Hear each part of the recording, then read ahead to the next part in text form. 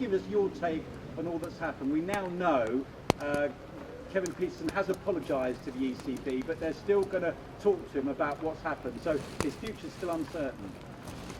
Yeah, I mean, look, I think you've probably hit the nail on the head. It's between Kevin and the ECB. I mean, it's not for us to get involved in. We've, I think, committed to our stance that we haven't been involved in anything. I think people have tried to say we have been or we haven't, but certainly we've been clear of this whole process. Our manager made it clear that it's been going on before we even arrived here. So, obviously for English cricket, I think they want to sort it out. I mean, the fact that a build-up to such an important Test match has been dominated by outside factors, I guess, is disappointing. And for us, it's been hard to stay out of, and we just try to keep our dignity and our respect for the situation and try to focus on our preparation for this Test match. Well, I guess what's going to drag you into it further now is the admission that derogatory texts were sent to members of your team. I know you said that it's been a bit of banter, but yeah. I guess it just draws you back into this whole episode again as you build up to a Test match. Yeah, I mean, I guess derogatory and provocative are quite interesting words to use. I don't think it's been that. I mean, as far as I know, it's been friendly chat. I haven't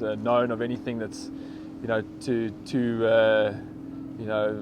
tough on anybody. But obviously that's for Kevin to sort out with people and with his own teammates and the ECB. And as far as I know, we're pretty clear and focused on the next 5 days. So far as you're concerned then, as far as you know then, it's just been a bit of banter between Kevin and some mates that he has got in the South African dressing room? Yeah, I mean, it's not something that has even been discussed fully in our dressing room.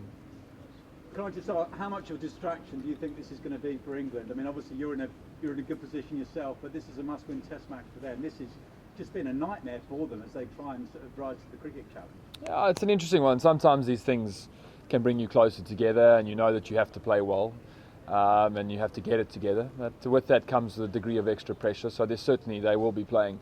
No matter what they say, there will be an extra bit of pressure on them to perform well and to prove things right. And I think that sometimes can bring the best out of people, or it can't, and that's going to only sort of play itself out in the next 5 days. And our focus has really just been on what we've tried to achieve throughout this series, and that's creating as much pressure on England cricketers through playing good cricket, through performing our skills well, and really just I think we've shown that we've stayed away from the rubbish. We haven't got involved in too many things on the field. We've just really focused on our cricket, and we know that that's what we've come here to do, and that will speak the loudest at the end of the day.